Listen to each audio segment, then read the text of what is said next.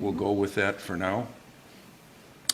And the other item on the agenda is the budget work session, which, again, we're setting up for 5:30 on October 13th. I know that's a ways out, so if something changes, we can update it, but need to give time to Amy to compile it all, and then for us to sit down and go through it from there. So, everybody's in agreement on that? Mm-hmm. Okay. Next item on the agenda is community marketing funds. It is my intention, well, let me back up. I think, as most of you know, we've had a death struggle with Destination Sturgeon Bay over the use of our community marketing funds, which last year amounted to, I believe, $92,000, $90,000, a significant sum of money. We had met with them and said, since we represent a fairly large contribution to their cause, I think 25%, roughly right, we would expect a little better coverage. We were getting one page, and we thought we at least got ourselves up to 2 pages and better coverage. And then this year, we dropped back to a single page again. So it's my position, subject to your input, that we pull out of Destination Sturgeon Bay and redirect those funds. And in doing so, what we need to do is establish our own 501c3 business community. And it's my plan to have our newest board member, Stacy, take that on as one area of her responsibility with the assistance of Jeannie, who's volunteered to help. And what we want to do is go out and tell our story. And this will obviously have to be developed a little further than what I'm going off the top of my head, but explain our position, get a group of 3 to 5 individuals that are willing to commit to being part of this association. And once that happens and we can redirect the funds, that association can then use those funds for virtually any number of things that promote the community. You know, it's my contention, from the poor level of commitment that we've gotten from Destination Sturgeon Bay, that if that committee formed and spent $90,000 on a fireworks display, it would be better sponsored by us than what we're getting from them. So that's not the plan, but I think we could develop some good ways to promote our business community. I have had a conversation with a couple of people, business people in our community. They're interested, they're surprised when they hear the story, so I think we have a good story to tell. We did make an effort going back to Chuck Tice's time. I think, Linda, you might have even been the clerk at that time. Yeah, I did find some memos from him and the original agreement. What year was that, do you recall? 2008 was... 2008-9. But I think at the time we had a total of $25,000 that we could offer, and it didn't really excite them enough, but I think we have a good story to tell now. And hopefully our business community steps up and we can take advantage of it, and they can take advantage of it. So I can't officially welcome you to that task until tomorrow. But at any rate, you have a good understanding of where we're tracking. Also want to just take a second and make an announcement for those of you that were watching at home. We had a video problem earlier this evening, so we delayed the meeting approximately 15 minutes. So if you were trying to join us, our apologies, but we are on the understanding it's up and running, and please stay with us. So, any questions on this aspect? Okay.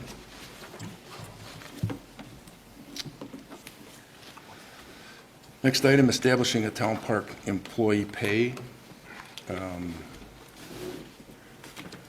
In this particular instance, we're only talking about park employees.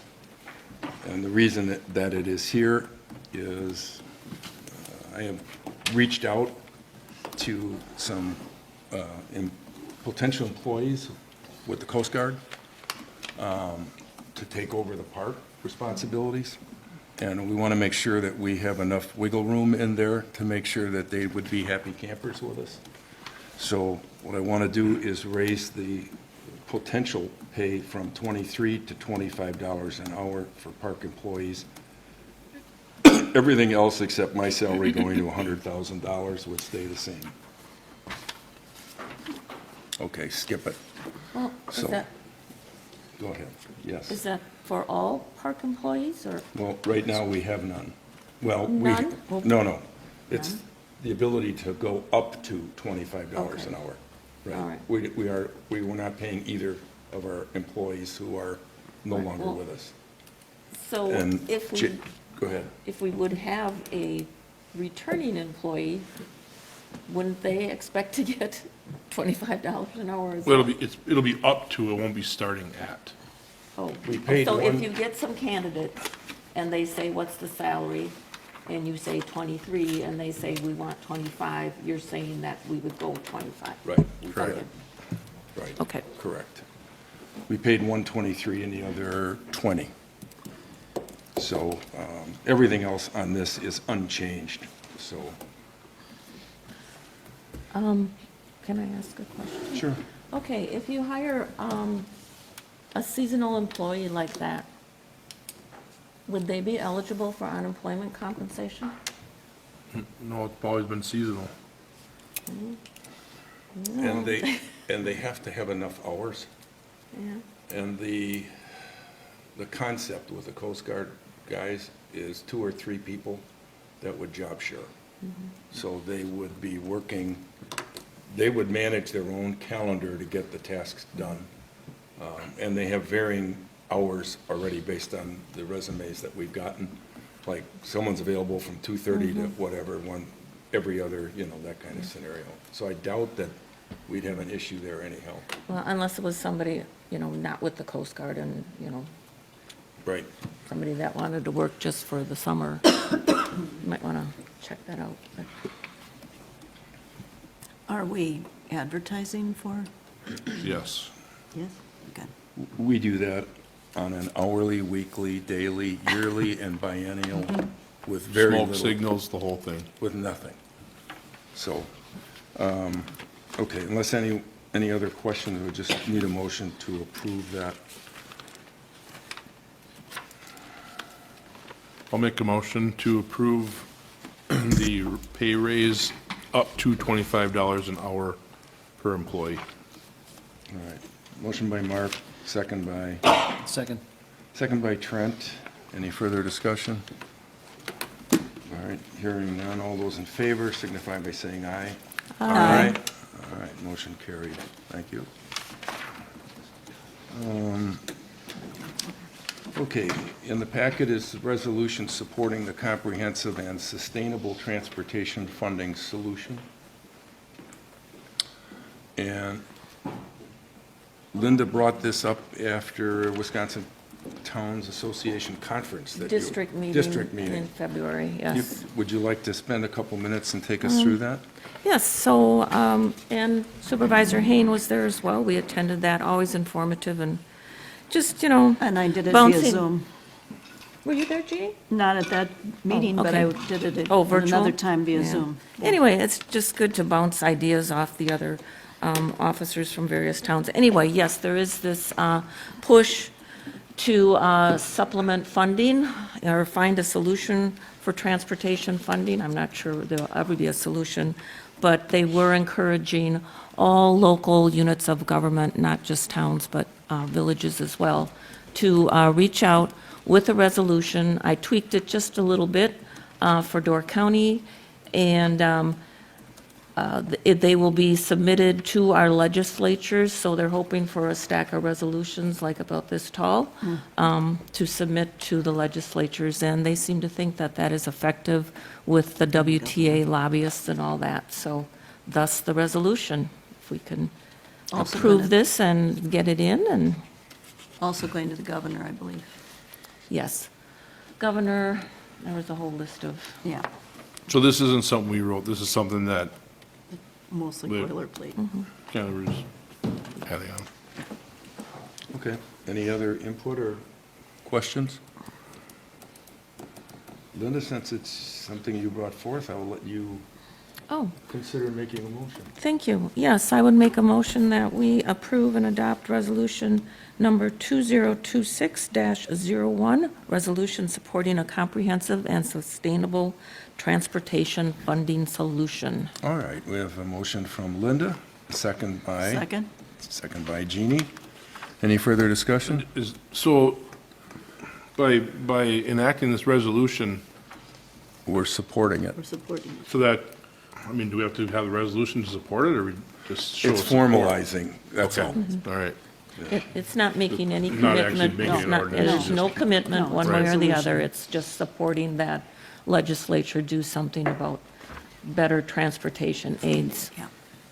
And I mean, and, you know, obviously the lobbyists changed things a couple years ago because we got a significant increase in Right. some of our funding. Absolutely. So we're just trying to promote that same thought process with the Senate and Yeah.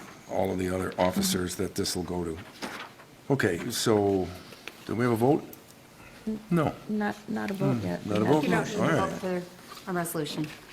All right, all those in favor signify Aye. by saying aye. Aye. Aye. All right. All right, aye, ayes all around, thank you, motion carried. Okay. Ordinance, this has ordinance, okay. I think you all saw a sticky note on top of this ordinance, it's 18 pages long or so. There's nothing that's changed in this ordinance with the exception of item G, Yeah. which is where, excuse me, which is where the addition of the commercial plan review was inserted into this ordinance. So since we have to amend it to do that, we just need to vote on it to make it official. So if anyone has any questions, if not, a motion to approve would be in order.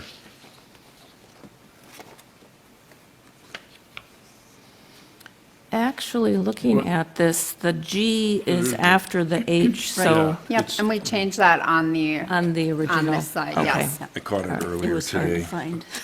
You know, well, if only if you're having trouble with the alphabet. Well, I didn't have any in trouble, my I turned alphabet, G H is and, before H. I know. So it's actually not G that we're looking at, it's It's actually the H H for the E with the plan. E plan, Yes. right, yeah, Has to change. Like, we caught it earlier, so. okay, good. All right. With that, someone want to make a motion to approve it?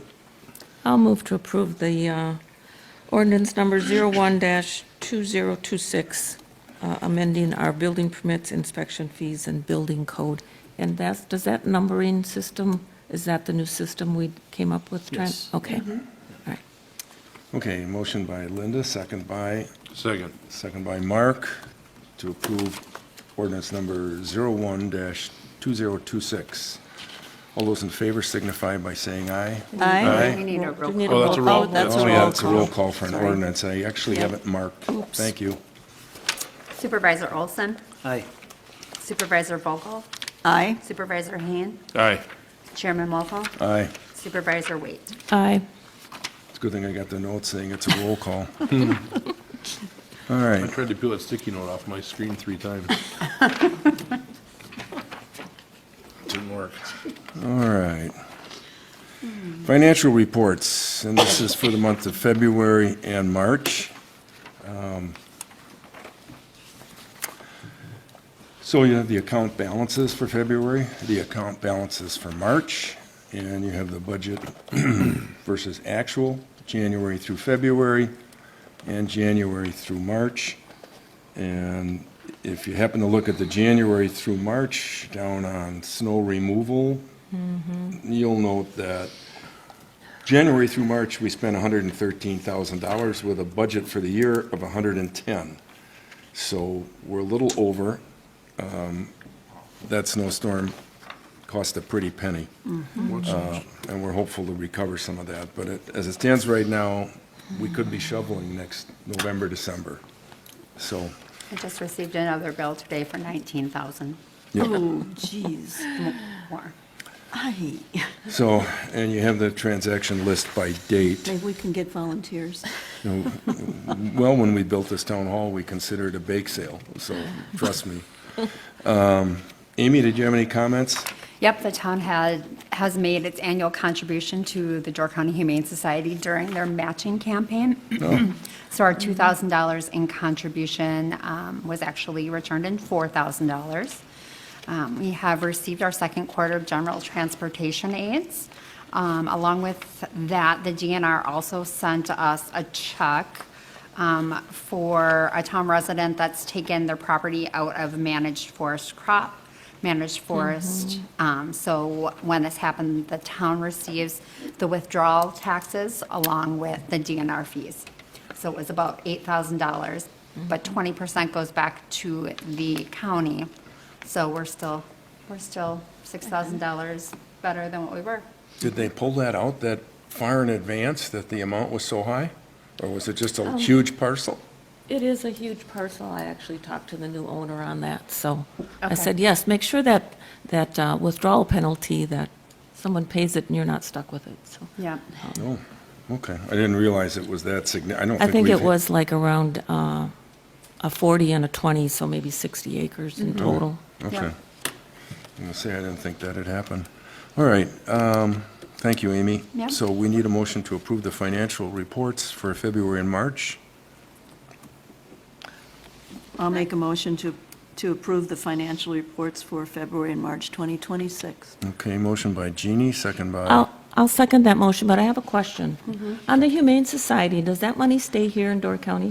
I send it directly to the Door County Humane Society Okay. because if we don't, it goes to the Milwaukee Okay, one, and we Wisconsin don't know where our okay. monies go. Yeah, okay, great, thank you. okay, so we have a motion on the floor, we just need a vote. So all those in favor signify by saying aye. Aye. Aye. Okay, motion carried. All right, approval of vouchers, bills, and claims, February 17th through April 20th. I think everybody signed them? Yep. Yep. Okay, anyone wishing to make a motion? I will make a motion for the approval of vouchers, bills, and claims from February 17th, 2026 through April 20th, 2026. Okay, motion by Mark, second by, Sec- Go ahead. we'll let Trent have it. Yeah, let Trent have it, All absolutely. right, second. Second by Trent. All those in favor signify by saying aye. Aye. Aye. Aye, aye? Okay, heard you down there, just silent. Aye, aye, aye. Okay, let's see, we have, does anyone have an oral committee report? I'm assuming you're saving it for tomorrow. I'm going to save the tourism zone and destination Door County, Sturgeon Bay for tomorrow. That's fine. I did attend, though, the Wisconsin Emergency Management course, the NIMS, National Incident Management thing. It was actually very interesting. It was 4 hours at the Sheriff's Department, and it was very interesting, so that. And then the Door County Tourism Zone, I'm sorry, yes, the Door County Tourism Breakfast is Tuesday, May 5th, at Stone Harbor, 8:30, and they do ask for reservations in advance. Amy, you probably got the invite? Okay, It did go out, yeah. so, or at least I think it did. I'll save the rest for tomorrow. Okay, I had Sounds a quick good. one. Yes. The EMR committee, it's in our minutes, but just one thing we wanted to note. One area where we don't have real good coverage is the south end of Glidden Drive. It's pretty far out for anybody to get to. So if anybody knows anyone who'd like to become a member of the Sevastopol EMRs, please reach out to the group who lives in that area. Please reach out to the group. We do have a few spaces open, but it's an area that we could use some help. Thanks. Grant Estes actually lives reasonably close to that. Well, maybe I shouldn't say that, I don't know if he's living at home. Does he live at Bechtel? He lives on Bechtel, So he's the Bechtel north and end. Dunn, Gotcha. but That's- he can't take any more calls. Never. He's already got every call for Gills Rock South, so, Yeah. okay, I hear you Have to run though. all of Glidden, yeah. I mean, we had John, but John Stavenus is still working remotely, so But that's that, north Yeah, as you're well. still on the north end, yeah. yeah. But at Yeah. least we had somebody in that vicinity, so, Yeah. good point, we can bring it up again tomorrow. Thank you. And Ashley, thank you. Okay, next on our agenda is the county board report by District Supervisor Hugh Zettel. Hugh? Take- Good evening, everyone. So in this update for this meeting, I'm going to include a couple items that were talked about at the February County Board as well, since we didn't have a meeting in March. I think there's one of interest that I'd like to share. Just in terms of resolutions and activities, just to kind of, highlight similar activities, the county board also approved resolutions for sustainable transportation funding solution. So that's going to be done in conjunction with a roll-up with the Wisconsin Counties Association. It is one of the areas that is very bipartisan in terms of recognizing a need to get a sustainable funding matter or funding approach, with rising, MPG for cars and trucks, more EVs, more hybrids. The gas tax is just not, gives us a sustainable funding mechanism. And so that needs to be looked at comprehensively. So that's probably something that's definitely going to be tackled in the next biennium. The other major item was that we approved the county parks open space plan for 2026 to 2030. Probably the biggest change there was the addition of strategies and support for bike trails. So, kind of buttressing the private effort that's going on in the county. That also, relative to bike trails, was included in our 2045 comprehensive plan for the county.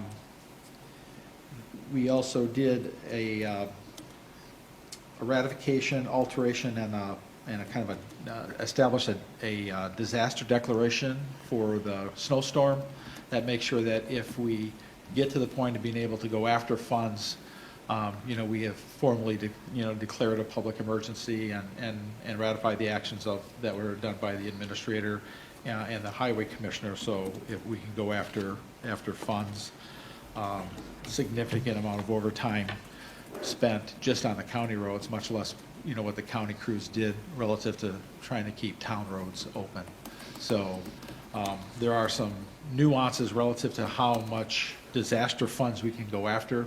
It's basically kind of after you declare it, there's only, I think, they allow like 48 hours, that you are eligible for funding after that event. So for example, there are a lot of them, a lot of their effort just, 4 or 5 days after the storm was just to get roads open. And then, the following week, they were spending another week and a half, doing the roundabouts, doing the intersections and, trying to get those, cleared, so that you could, have good line of sight, et cetera. So obviously that's not going to get covered from a disaster relief perspective, but, the county's looking closely to see how much money that they'll be able to get.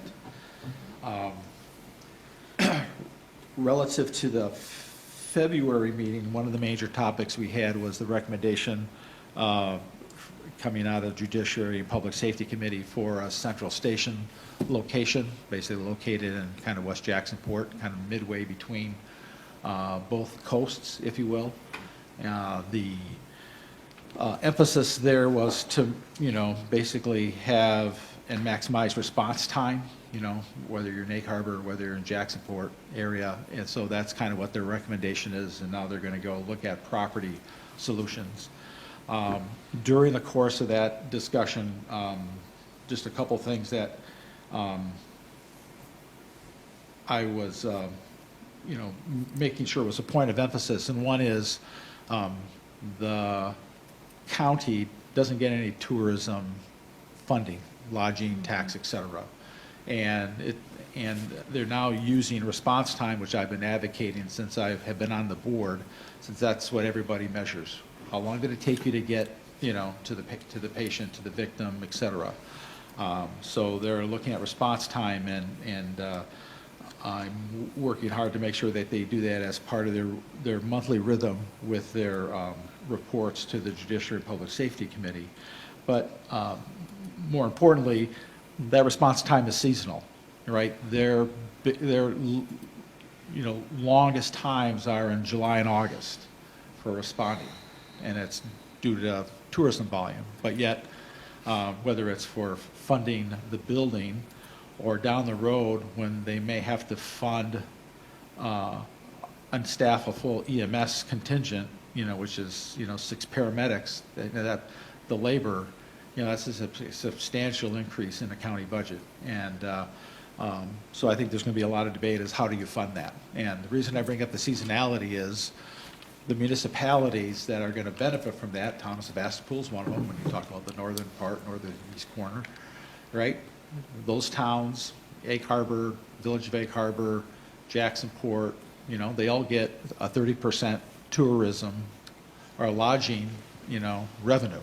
So because you have that lodging revenue to service that influx of the, 2.5 million visitors plus that come annually, the question is, should they help pay part of the burden because it's that volume that's driving impact to response times. Another way you do it is to say, okay, let's up the room tax some more or beyond the 8% and let a percent cover EMS, for example, across the county, since the county doesn't get it. So I think that's a broad view of, that industry is gaining, gets that revenue. It's driving us to increase services that, by and large, the residents, they're impacted by that, right? They don't, they see the improved response time in January and December and February and March. That's because you have lower volume, but you still have that full staff there, right? So that's that challenge of the seasonality to serve that industry and that market. But, the county is looking, I'm asking the county, we need to look a little bit more about how that gets funded, both the building, and I think it's worth having a discussion about at what point when you bring the labor in, what happens there. The other part in that meeting, which is very important, is when we talk about putting up a building, is do you put that building and create it such that you have extra space that at some point you may consider merging fire equipment and apparatus. We all know that all towns, it was in the Pulse article, a great article, and I think some of that stems from the dialogue we had at the county board meeting in February, saying we know at some point a lot of the communities across the state are having a hard time getting volunteers to work. It's, population decline, interest or challenge with, generating interest, and there are other communities that are hiring full-time fire staff, firefighters. Well, if we build a central station in that center area, and you want to make sure you have enough land not only to house EMS that might have to be there full-time, but would you build it and plan it in such a fashion that it provides a carrot, if you will, for the communities that they could house some of their apparatus there centrally? Because when you talk about MABUS and those systems where everybody's interdependent anyway, if you had apparatus in one place and if somewhere down the road you're going to have some full-time fire staff, it might be more cost efficient if you knew there was a shared area to house them, as opposed to Jacksonport has to worry about, a housing, type of funding, or Egg Harbor has to worry about their own housing funding, et cetera. So it's something that I want to make sure we have a broad discussion of that could provide some synergy if we do build a station, not to force those fire communities, because they're very community driven, but make sure that we don't create a stumbling block or a hindrance if they want to do that when they think about what it's going to be like, 10 years from now or 15 years from now, and they, have to worry about, expanding the station or being in a spot where you could have a shared location. So that, I think, was a very fruitful discussion on the county board's part to kind of think more broadly relative to looking at that overall response time with the center station, but does that provide incentives or help the towns when they have to look down the road of just saying, I might have to go with full-time, and you might have building or space that's in a plan that could accommodate that. So I just wanted to bring that up because I know it affects the northern part of our town relative to future EMS response for sure, but likely, any other kind of interdependent and collaborative collaboration with the towns to the north of Sevastopol in that regard. To me, that was probably one of the bigger items we discussed in February. From a committee perspective, I think what is coming up in May, just because I know it's one of your favorite topics, just based on the discussions you had at the last meeting, we will likely have a draft shipping container ordinance relative for the committee to get a reaction to, so stay tuned for that. Another area that's of interest about statewide is we are in the process of drafting a moratorium to put forward to the admin committee relative to a moratorium on the construction of data centers and BESS systems, battery energy storage systems. That we've seen a lot of actions in various other counties, Shawano County, for example. I think Marinette's doing some things. I think Manitowoc has actually put a moratorium just because of the impacts to both infrastructure. When you talk about these battery energy storage systems, think of shipping containers that is basically one big lithium battery, and you worry about how do you fight a fire with something like that, and you have dozens of them in fields. And while we may not have a data center here, there may be solar or wind or other solutions that may come in the county where they're going to have those to store excess energy. And when you think of fire response, that sort of thing, I think we want to look at that comprehensively from a county perspective. So that's another area that we're looking at. We also had the camping response from the various surveys for the town. I think the biggest message there is enforce what's already on the books. Don't change a lot. I think the challenge there is we may see some ordinance suggested changes so that it helps make it easier for the county to enforce an ordinance. So we're going to have some things there for the towns to react to as well that are part of comprehensive planning. I will not be at the meeting tomorrow due to another commitment at an event with United Way that I'm going to be attending. So relative to AT&T, just a couple of things. I've seen some of the responses there. I've already seen some similar responses for the town of Sturgeon Bay, which is again part of also my coverage, at least the Ward 1, which is north of the canal. I've sent a response to AT&T since I was included in there, but I responded as the district's 14th supervisor and also as the chairman of the broadband committee for the county. My biggest question is having them tell us how they define complete. And that has huge implications. My idea of complete is they've not only pulled the fiber, but they've actually have it tuned and ready to run laterals to folks' homes, and that's clearly not the case. Whether it's Glidden Drive, what's been experienced on County P, both on the eastern end and Institute, and I provided another instance on the western end of County P of a constituent of mine that had similar connection challenges. We've had some also in the town of Sturgeon Bay. So it's getting clarification what that means from complete. And to me, it's mean when the fiber truck's been down the road and they've completed all the splicing and they've got it tuned and ready to go. And so I've also asked them to verify that definition of complete when they have to report to the Wisconsin Public Service Commission what their completion status is. So that should be the same as my definition. And if that's the case, then I think what they're reporting for complete, might be something for us to dig into. Hugh, the report I saw that they have to do on a quarterly basis. 52%? 54%, and that was early April. Yeah, so Yeah. I'm going to ask them for that Yeah. response on that one, because I Yeah. think there'll be some other follow-ups I do through some other channels to ask that same question. So just to let you know, I'm trying to, buttress the things there that I have Yeah. a purview of from a county role and with contacts that we have developed deep relationships with the Public Service Commission because of the work that we've accomplished in the county.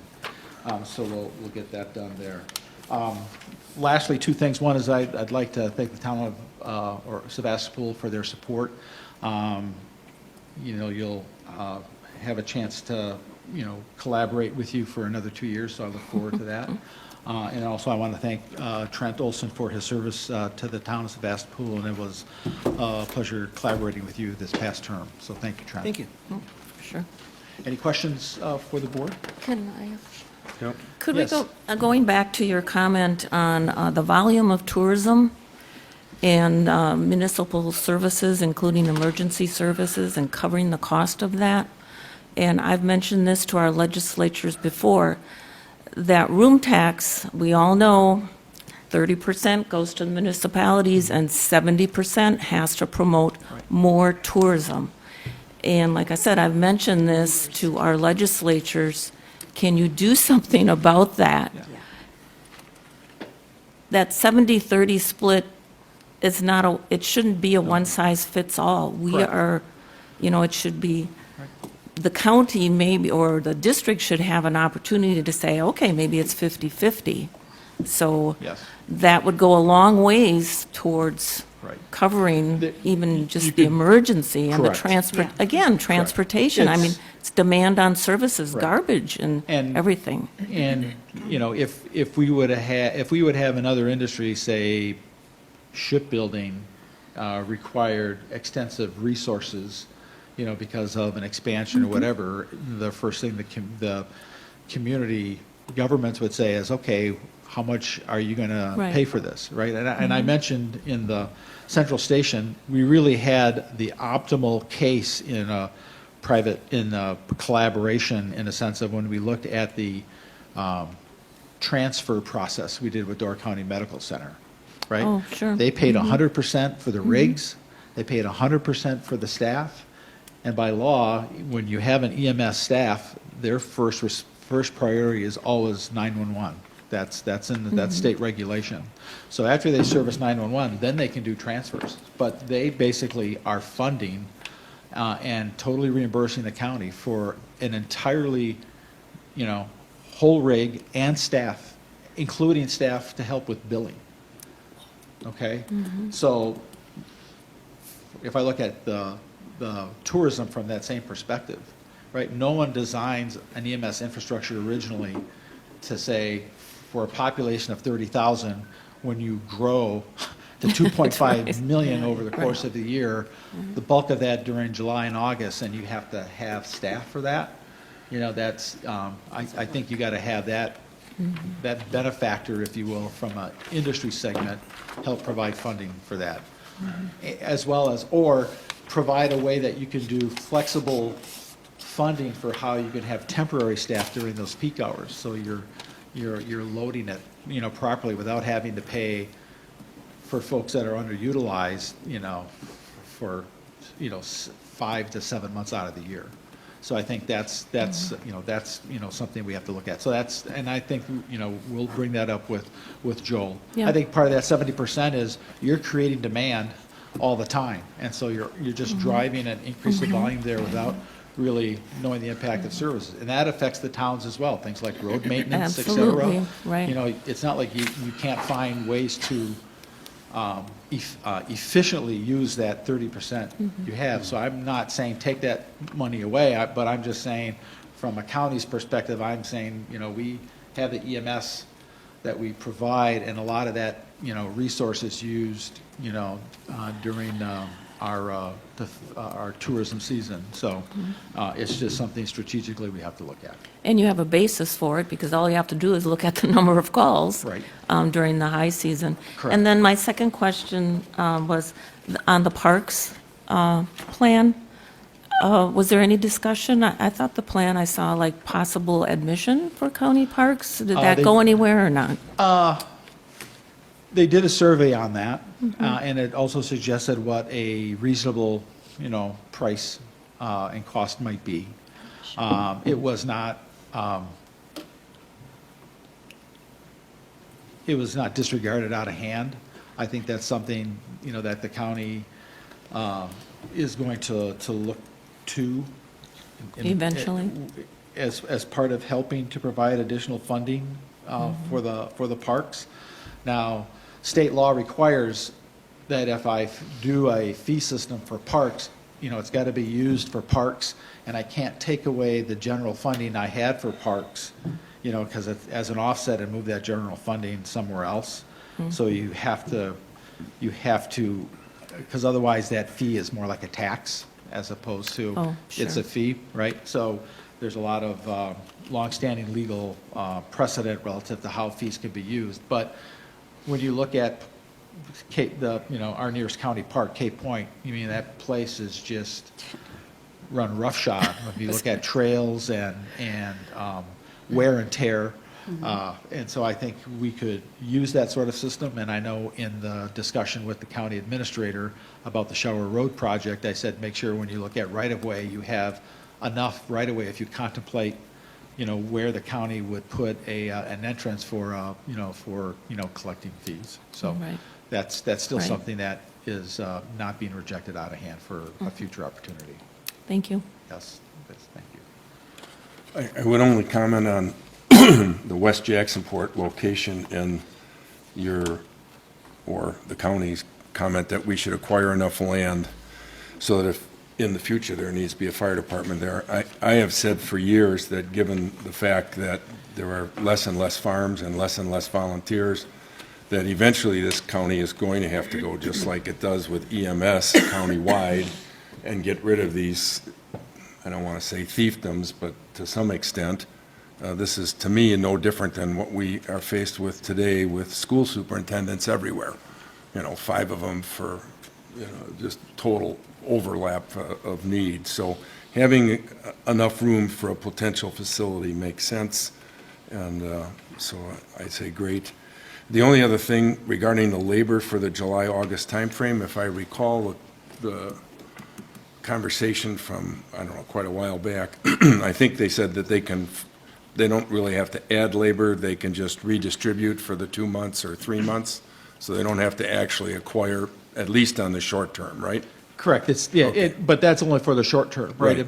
But if you're spending, significant dollars, 70%, what is that, maybe 30, 40 million, Linda, on creating demand, you're driving that Yeah, volume. I'm with you on right? that. And that, and it's literally like having a governor that's just wide open, that you can't control, right? And in a business, if you didn't have capacity, if you were running a business, capacity to manufacture a certain kind of widget, you wouldn't be marketing that and having, multi-million-dollar budgets if you never have the capacity to produce it, right? And all you did is create backlog and upset customers because you can't fulfill demand.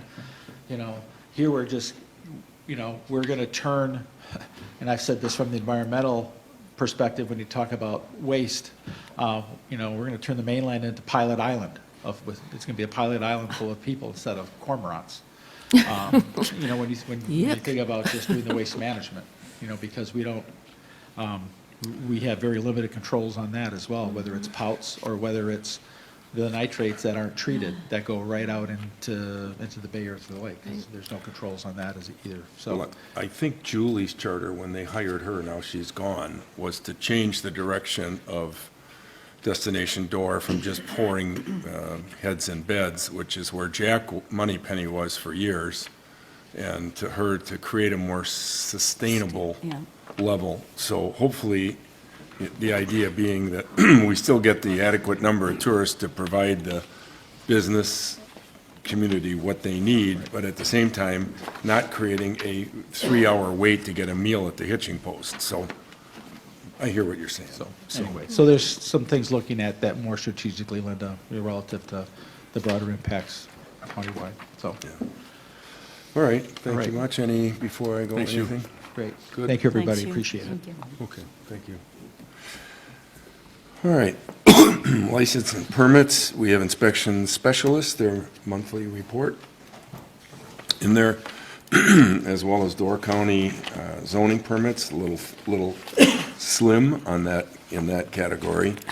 And then the amended agenda picked up Institute Valmy Athletic Club, their season 2026 Class B liquor license. You've taken care of that already? Yep, we have taken care of that. There will be 7 games played at home this year. So they paid for the entire year up front, And then they also, for the liquor license, so we got a nice check for $825. Okay. So do you need, it? You're all done with it? Yep, I just have to issue it. Okay. Once once we you approve it. approve it, okay. So we have a motion from, Sure, I'll make the motion to approve the liquor license. okay, motion from Trent, second from Second. Mark. All right, all those in favor signify by saying aye. Aye. Motion approved. All right. And what do we have here? Oh, you have some correspondence. You have from Soil and Water, talking about the fact that our town has invasive species. I love that. Not our town property. So we knew that. It's been over in the park and other places. So Amy has authorized the removal. Then there's notice in there about the pending digital radio tower that's going to be going in on the Sevastopol schools off of Dunn Road. And you have the February report for February, the February fire report, February and March from them. Notice of payment, which Amy covered. And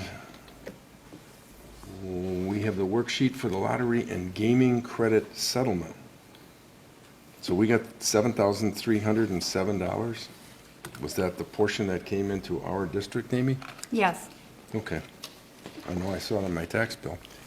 I should say I saw the reduction on my tax bill. Okay, announcements, next board meeting will be Monday, May 18th. Tomorrow night is the annual meeting, that's at 6 PM if you're coming. We start an hour earlier for that. The open book is Friday, June 25th from 10 AM to 2 PM. And I think that's everything on there, other than before somebody on the end throws out a motion to adjourn. I also follow on with Hugh's comments. Thanks for your service. We appreciate it. And we will let you have the last word. Oh, that's right. Thank you very Trent. much. Thank you. Thank you, Trent. Thanks, Trent. Yeah, it's a Thanks. pleasure working with you on the ordinances. And All right, one final item. All right, well, we'll go motion to adjourn then. Motion to adjourn. Aye. Motion from Trent, second by Second. Mark. All those in favor signify by saying aye. Aye. We are adjourned.